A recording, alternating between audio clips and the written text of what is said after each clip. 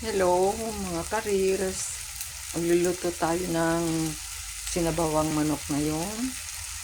Hindi ko naman sabihin tinola o what, basta sinabawan lang siya. Hinalo ko na yung sangkap, yung kamatis, bawang, sibuyas. Yan. Ito yung gulay na ihalo natin. Takpan muna natin ng sandali. Halo natin yung ating gulay, sitaw at saka sayote. Then, tatakpan ko at pakukuluin. Tinimplahan ko na yan ng asin, kunting betsin, tsaka kunting magic sarap. Yan, tinakpan muna natin. Maya-maya yan, luto na. Hindi naman maganda pag sobrang luto ang gulay.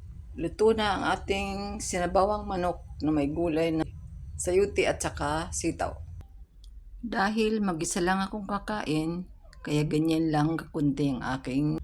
Ito po, kain na tayo. Meron akong brown rice, yun po ang ginagamit ko.